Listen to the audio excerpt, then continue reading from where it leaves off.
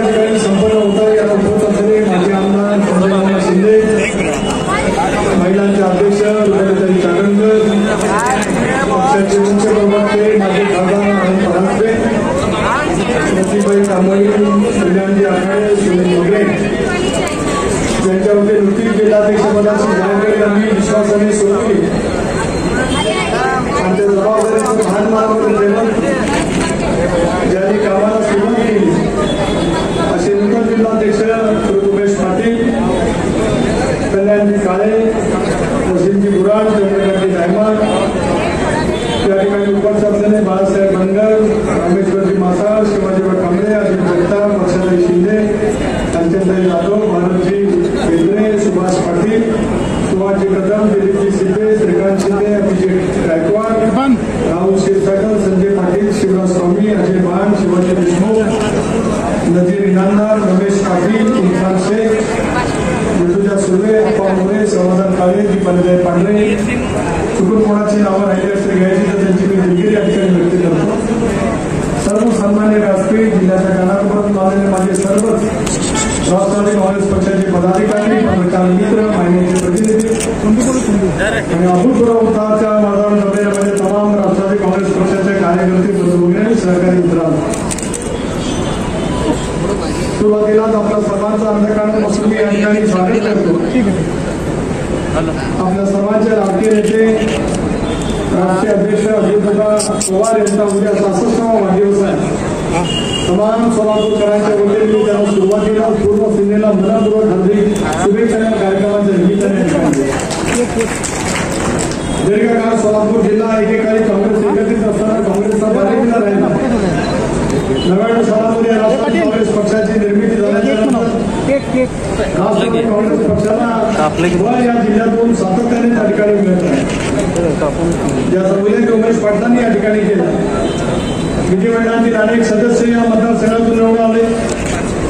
एकेकाळी रामदास आठवले साहेब सुद्धा आपले मित्र पक्ष म्हणून 99 सालामध्ये सुद्धा या सगळ्या परिसरातून लोकसभेमध्ये सुद्धा गेले आणि नगरपालिकेच्या मध्ये आपलं प्राबल्य होतं आणि जिल्हा परिषद सुद्धा दीर्घकाळ ही राष्ट्रवादी काँग्रेस पक्षाच्या ताब्यामध्ये राहिली। राजकारणामध्ये अनेक वेळेला अनेक समीकरणं बदलत राहत असतात आणि त्या बदलत्या समीकरणामध्ये नवा विचार करून ज्याला आपण काम करण्याची मानसिकता दाखवत असतो त्याची पालमुळं पूर्ववत सोडण्याची जबाबदारी त्या निमित्ताने कुठे ना कुठेतरी येते। व्यासपीठावर तिथं संजय मामा आहे, सगळे सहकारी आहेत। एकेकाळी म्हणजे 30-35 वर्षापूर्वी सोलापूर जिल्हा म्हणजे दुष्काळी जिल्हा म्हणून ओळखला जातो। ज्या जिल्ह्यामध्ये चंद्रभागा नदी वाहते, समजा महाराष्ट्राचं दैवत असलेलं पांडुरंगाचं स्थान सुद्धा पंढरीच्या परिसरामध्ये त्या ठिकाणी तो जिल्हा एकेकाळी दुष्काळी जिल्हा म्हणून म्हटला जातो। सर्वाधिक साखर कारखाने एकेकाळी अहिल्यानगर जिल्ह्यामध्ये होते, त्याच्या खालोखाल उरलेल्या जिल्ह्यामध्ये होते आणि दुसरी माझ्या सोलापूर तालुक्यामध्ये साखर कारखाने शोधून सापडायला लागले। पण 20-25 वर्षापूर्वी जसं स्वर्गीय चव्हाण साहेबांनी चंद्रभागा अडवली आणि मोदीचं धरण केलं, तसं त्याच्यानंतरच्या कालावधीमध्ये अजितदादांच्याकडे जलसंपदा खातं त्याच्यापूर्वी कृष्णसुरे महामंडळ आल्यानंतर या जिल्ह्याच्या जलसंपदाच्या कामाला त्यांनी मोठ्या प्रमाणात चालना दिली आणि आज मी चुकत नसेल तसं माझं गणित चुकत नाही, पण सहकार कारखानदारीशी माझा आयुष्यात कधी संबंध फारसा आला नाही कारण माझ्या कोकणामध्ये सहकार कारखानदारी नाही, साखर कारखान्याचं नाही कारण उसाची लागवड नाही। पण मी चुकत नसेल तर आज या महाराष्ट्रात आणि कदाचित जिल्ह्यात सर्वाधिक साखर कारखाने कुठे असतील तर ते माझ्या सोलापूर जिल्ह्यामध्ये। डाळिंबाचं आज एक्सपोर्ट कुठं असेल तर ते माझ्या सोलापूर जिल्ह्यामध्ये। शेतीमालाचं प्रचंड प्रमाणात उत्पादन करणारा जिल्हा ज्यावेळेला प्रगत होत राहतो त्याला स्वाभाविकपणाच्या विचाराच्या माध्यमातून ताकद आणि शक्ती या भागातल्या शेतकऱ्यांना त्या ठिकाणी मिळत असते। त्या कार्यकर्त्यांच्या नेत्याच्या पाठीमागे जनता उभी राहण्यासाठी त्या ठिकाणी तयार। खरं आम्ही ज्यावेळेला निर्णय घेतला एनडीएमध्ये सहभागी होण्याचा हवे उठाण्यात आली की आम्ही आमच्या विचारधारा पुढे बाजूला टाकतो। आज माझा अल्पसंख्याक समाज इथे मोठ्या प्रमाणावरती आहे। मधल्या कालावधीमध्ये आंबेडकरी चळवळ सुद्धा राष्ट्रवादी काँग्रेस पक्षाला जोडली गेली। आदिवासी बांधवांच्या मनामध्ये सुद्धा एक विश्वासाचं नातं निर्माण होत आहे। याचं कारण एनडीएमध्ये आम्ही सहभागी झालो। समाज जन्माचा विचार मनामध्ये ठेवत बहुजन समाजाचा व्यापक हित साधायचा असेल तर तुमचा सत्तेचा सहभाग असला पाहिजे। आम्ही कधी सत्तेचे हक्काचे नव्हतो ना, ते अजितदादा नव्हते, कधी मंत्रिमंडळाचे कधी सरकार. पण चव्हाण साहेबांच्या विचारधारेवरती सत्तेमध्ये सहभागी होण्याचा निर्णय घेतल्याच्या नंतर आमचा मूळ धर्मनिरपेक्ष विचार, शिवशाहू आंबेडकरांची सामाजिक समता जे आमच्या अंतर्गणात रोमारोमात दिलेले आहे त्या विचाराला सोबत घेतच आम्ही इंडियामध्ये सहभागी झालो आणि या सरकारच्या माध्यमातून त्याच पद्धतीने कामं सुरू असलेले तुम्ही मी त्या ठिकाणी पाहू शकतो. अशा वेळेला जनतेच्या मनातला विश्वास अधिक संपादित करणं, लोकसभेमध्ये दारुण पराजयाला महायुतीला सामोरं जावं लागलं, महाविकास आघाडीला अभूतपूर्व असं या संबंध राज्यभरामध्ये त्या ठिकाणी मिळालं, विधानसभेच्या निवडणुकीमध्ये मात्र चित्र पूर्णपणाचं बदललं. याचं कारण लाडकी बहीण योजना ज्या वेळेला या राज्यात संपूर्ण देशात मध्य प्रदेशच्या नंतर लागू करणारं कुठलं राज्य आहे तर तुमचं रिमोट महाराष्ट्र आहे. या नावाचाच महाशब्द आहे आणि त्याला जोडला गेलेला शब्द राष्ट्र आहे. राष्ट्राशी ज्यावेळेला महा जोडलं जातं त्याला महाराष्ट्राची किमान नेमकी काय तुम्ही आम्ही वर्षानुवर्ष त्या ठिकाणी महाराष्ट्र म्हणून अनुभवतो आहोत. अशा वेळेला लाडकी बहीण योजना ज्या अजितदादांनी सभागृहामध्ये घोषित केली, मुख्यमंत्री उपमुख्यमंत्री सरकारच्या माध्यमातून ज्याला घोषित केली, पण यावर चंद्र दिवाकराप्रमाणे चंद्र सूर्य असेपर्यंत ही योजना सभागृहात तुम्ही जाहीर केली तर ती अजित पवारांनी जाहीर केली. हे लिखित त्या ठिकाणी अभिमान आम्हाला करणारा जनसन्मान यात्रेच्या निमित्ताने महाराष्ट्राच्या कानाकोपऱ्यात फिरलो. प्रचंड उत्स्फूर्तपणाचा प्रतिसाद मायमाऊलींचा त्या ठिकाणी मिळाला आणि म्हणूनच लोकसभेसारखं यश आपल्याला मिळेल अशा भ्रमात असणाऱ्या महाविकास आघाडीचं वर गेलेलं विमान कधी जमिनीवरती आलं ते कळलं. 238 जागांच्या वरती महायुतीला त्या ठिकाणी यश मिळालं. पण सोलापूर सारख्या असलेल्या बाले किल्ल्यामध्ये आम्ही यश घेऊन शकलो नाही. त्याची खंत आहे, त्याच्यातलं राजकारण, त्याच्यातले कंगोरे, त्याच्या पाठीमागच्या अनेक भूमिका, महायुतीचं राजकारण, जागा वाटप या सगळ्या प्रक्रियेमधून मी काम केलेलं आहे. 14 ते 18 वर्ष प्रदेशाध्यक्ष म्हणून मी राज्याच्या कानाकोपऱ्यामध्ये फिरलो. तसा ऊर्जा मंत्री म्हणून या सोलापूर जिल्ह्यामध्ये ज्यावेळेला मोठमोठे प्रकल्प झाले त्यावेळेला माझ्या कालावधीमध्ये जेवढे मी सबस्टेशन दिले असतील, संजय मामा तुम्ही अभ्यास करा, तुम्ही जिल्हा परिषद अध्यक्ष आहात, उमेश तुम्ही पण काहीतरी तपासून बघा, मी जेवढे सबस्टेशन या संबंध सोलापूर जिल्ह्यामध्ये दिले तेवढे कोणाच्या कारकिर्दीमध्ये या जिल्ह्यामध्ये येऊ शकत नाही. एका वेळेला मी हेलिकॉप्टरनी 5-25 सबस्टेशनची त्यावेळेला कामं केली. खूप मोठ्या प्रमाणावरती आज त्या पद्धतीचं पेड बिल्डिंग केसेस दाखवली या जिल्ह्यामध्ये होत्या. शेतकरी पैसे भरून 2-3 वर्ष त्याची वाट बघत होता. त्या कालावधीमध्ये काम करण्याची मानसिकता आधी दादा सरकारकडून त्या ठिकाणी स्थानिक स्वराज्य संस्थांच्या निवडणुका दादा पुन्हा उपमुख्यमंत्री झाले, मंत्रिमंडळामध्ये त्यांचे सहकारी झाले. एकेचे आमदार गडाच्या चिन्हावरती 59 पैकी एकेचे आमदार महाराष्ट्राच्या जनतेने त्या ठिकाणी निर्वाचित केले. आता आमची जबाबदारी ज्या कार्यकर्ता ग्रामीण भागामध्ये त्यांच्या सेवेमध्ये काम करू शकतो, जिल्हा परिषदेच्या माध्यमातून काम करू शकतो, नगरपालिकेच्या माध्यमातून काम करू शकतो, महानगरपालिकेच्या माध्यमातून काम करू शकतो, अशा निवडणुका गेल्या 7-8 वर्षामध्ये न झाल्यामुळे एक कर्तृत्व कार्यकर्त्यांची बरी मजा या प्रशासनाच्या सेवेपासून दुर्दैवाने बाजूला नाही.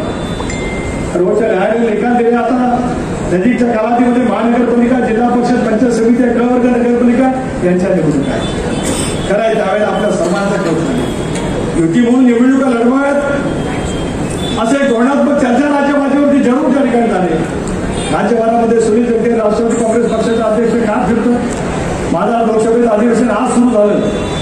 उमेश तुम्ही लक्षात घ्या, तुम्हाला अनेक गोष्टी माहिती असतात पण तुम्ही बोलता असं नाही आणि ज्याला माहिती नसतात ते बोलण्याचा प्रयत्न करत असतात. तुम्हाला मी सांगतो आज अधिवेशन काढून मी या ठिकाणी राहिलो कारण पश्चिम महाराष्ट्राची सुरुवात मला सोलापूर पासून करायची होती म्हणून असं अधिवेशन.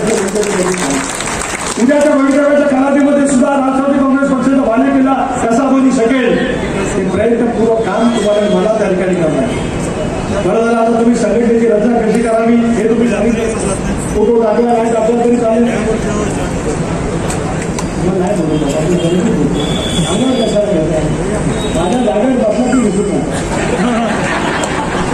मान रखो कमी कमी भेटो भेटो बसून आणि मी देतो बघा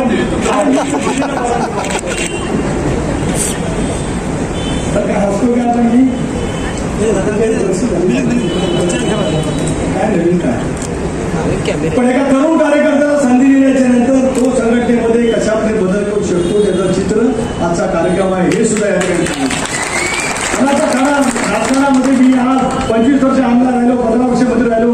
प्रतिकूल परिस्थितीमध्ये मी लोकसभेमध्ये निर्वाचित केलो झालो. मी कधी पक्षामध्ये माझा असा कधी मांडलच नाही. अजितदादाच्या प्रगल्भ नेतृत्वाखाली माझा पक्षामध्ये वाटचाल करणं हे स्वप्न होण्याची बाळगत माझ्यासारखा कार्यकर्ता गेले 30 वर्ष सावलीसारखी सोबत त्यांच्याकडे करतोय आणि उद्याच्या भवितव्यामध्ये सुरुवाती करणार. काही जण त्याच्यामध्ये भेदाभाव निर्माण करण्याचा प्रयत्न करत असतील. एका नाण्याच्या ज्या 2 बाजू असतात त्या 2 बाजू एकमेकांना कधी विजय होऊ शकत नाही. तसंच माझा आधी दादा अतुल असं नातं आहे आणि त्याच्यातूनच पक्षाला बळकटीच्या कामाला कधी चालणार नाही याचा प्रयत्न आम्ही निश्चितपणे कधी करणार. करत असताना संघटनेची बांधणी खासपासून आहे. 23 मे 1984 रोजी सुनील तटकरे तालुका काँग्रेसचा सरचिटणीस झाला इंडियन नॅशनल काँग्रेस. ज्या कालावधीमध्ये काँग्रेसला प्रचंड प्रमाणात यश मिळालं. तालुका काँग्रेसचा सरचिटणीस राष्ट्रवादी काँग्रेस पक्षाचा राष्ट्रीय तालुका काँग्रेसचा मी अध्यक्ष झालो. 84 मध्ये 28 सप्टेंबरला मी महाराष्ट्र प्रदेश राष्ट्रवादी काँग्रेस पक्षाच्या अध्यक्ष युवा काँग्रेसचा अध्यक्ष झालो. त्याच कालावधीमध्ये 92 पर्यंत मी रायगड जिल्हा युवा काँग्रेसचा अध्यक्ष. मी काय सांगतोय माझ्या पोकळ अभिमानासाठी सांगत नाही. संघटनेमधल्या तळागाळामध्ये काम करणाऱ्या कार्यकर्त्यांच्या भावना काय आहेत तुम्ही समजून घेतो. 77ला इंदिरा गांधीच्या विरोधामध्ये लाट निर्माण झाली आणि म्हणण्याच्या नंतर त्या लहान सुनील तटकरे पोलिंग एजंट म्हणून एका बूथवर काम करत होता. 77 साली किती वर्ष झाली असतील तुम्ही लिहू शकता. 55 वर्ष. त्यावेळेपासून मी काउंटिंग एजंट म्हणून काम केलं नाही.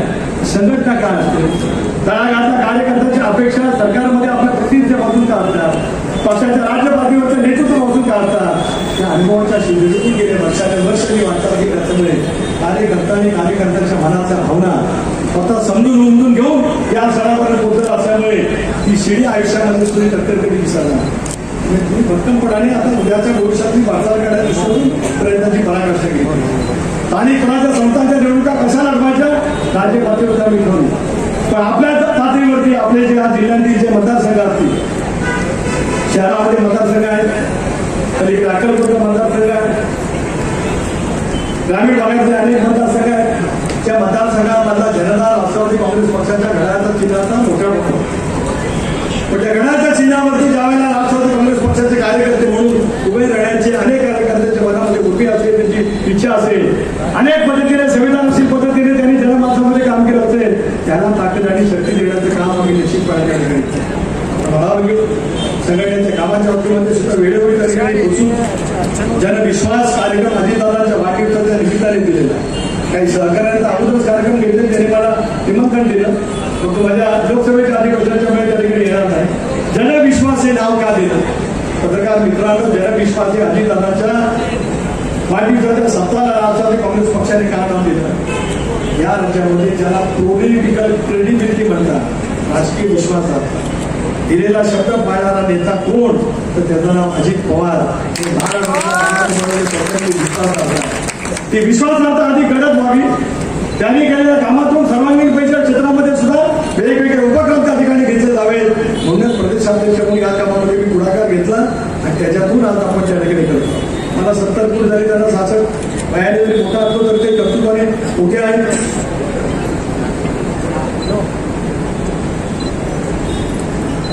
ते सर्व काही काढण्याचा प्रयत्न पुढच्या कालावधीमध्ये नक्कीच त्या ठिकाणी होईल आणि म्हणूनच पक्ष आणि पक्षाची सावलीमध्ये काम करणे आपल्या सर्वांची जबाबदारी त्या ठिकाणी आहे.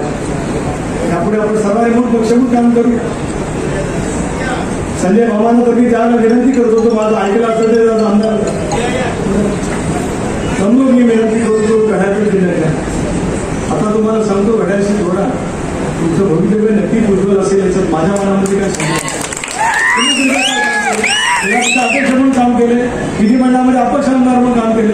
आपल्या भागातले पक्ष सोडण्यासाठी काय पद्धतीने दादाच्याकडे तुम्ही पाठपुरावा करत आलात हे सुद्धा मी आणले. पाण्यामध्ये सुद्धा आम्ही तुम्हाला सांगत होतो पण कुठे आणले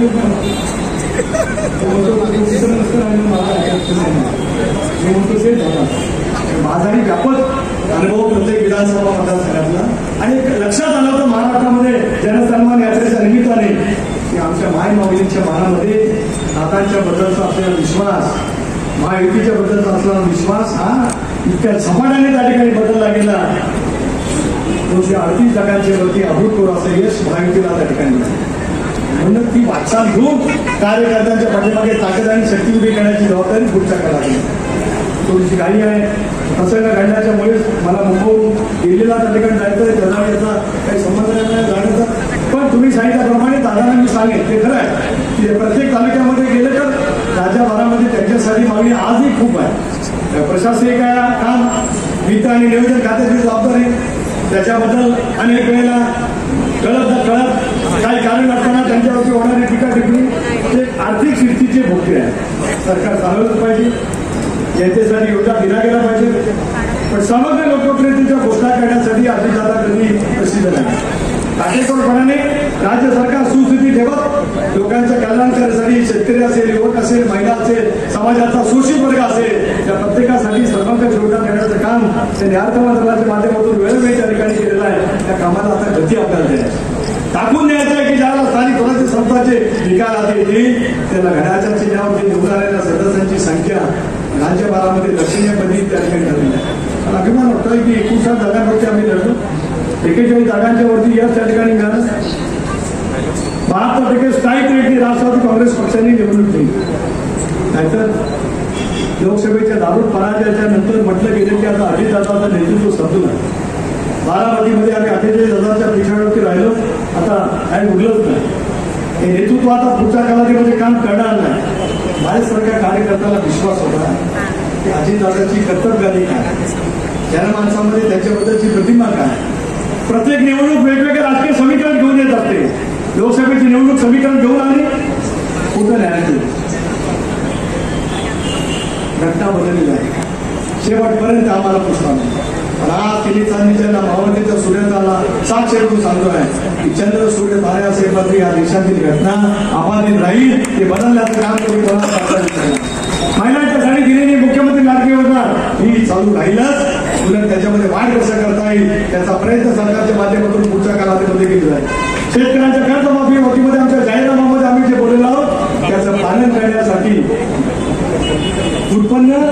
उत्पन्नाचा स्रोत, स्थूल उत्पन्न आणि मग सरकारने करायची जबाबदारी, त्या सगळ्या गोष्टीची सांगड घालत मुख्यमंत्री देवेंद्रजी असतील, अजितदादा असतील, एकनाथ असतील, हे सरकार त्या पद्धतीने निश्चितपणे घेईल. तरी सुद्धा आपण आणि आपल्या नेतृत्वाने आपलं पक्ष संघटन हे पुढच्या कालावधीमध्ये अधिक मजबूतीने त्या ठिकाणी उभं करावं हीच विनंती आजच्या कार्यक्रमाच्या निमित्ताने या ठिकाणी करतो. दादांनी संपर्क मंत्रीपद ज्यावेळेला मी यादी करायला बसलो होतो त्याला त्यांनी मला सांगितलं की पुण्याचा पालकमंत्री आहे, बीडचा पालकमंत्री होणार आहे, पण संपर्क मंत्री म्हणून माझ्यावरती जबाबदारी टाकायची असेल तर ती सोलापूरची टाक असं मला दादांनी स्वतः आवडून त्याचं कारण या जिल्ह्याच्या बद्दलचं हाचा खोटा खाना पुन्हा त्यांना पूर्णपणाने माहिती आहे.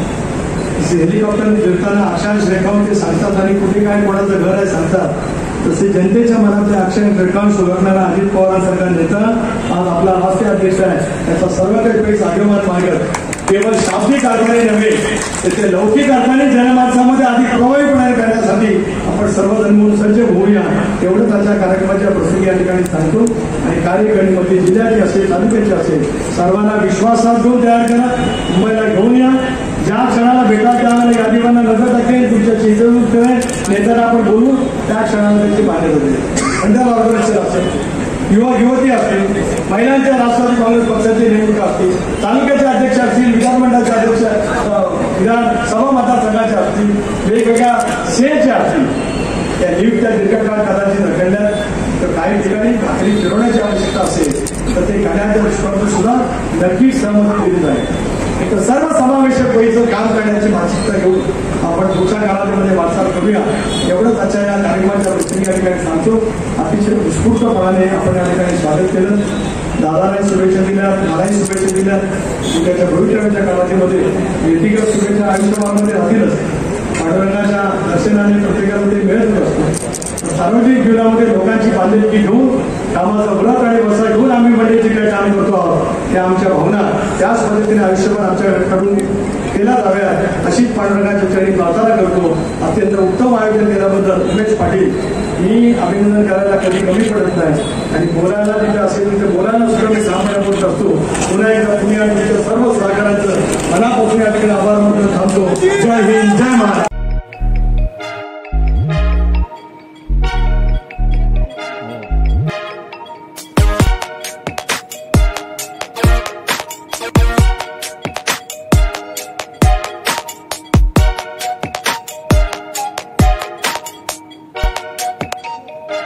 सोलापूर सोलापूर शहरातील सुप्रसिद्ध हॉस्पिटल म्हणजे सेंट्रल मल्टी स्पेशालिटी हॉस्पिटल मागील अनेक वर्षापासून सेवा बजावत आहे। 24 तास इमर्जन्सी सर्व्हिस, मॉडर्न टेक्नॉलॉजी, अनुभवी डॉक्टर्स तसेच अत्याधुनिक तंत्रज्ञान सुविधांनी सुसज्ज स्त्रीरोग प्रसूती विभाग, ऑर्थोपेडिक विभाग, मेडिकल विभाग आणि इतर एकमेव नाव म्हणजे सेंट्रल मल्टी स्पेशालिटी हॉस्पिटल। पत्ता गणेशपेठ शॉपिंग सेंटर, मंगळवार बाजार, सोलापूर। ताज्या बातम्या पाहण्यासाठी प्राईम महाराष्ट्र न्यूज चॅनलला सबस्क्राईब करा।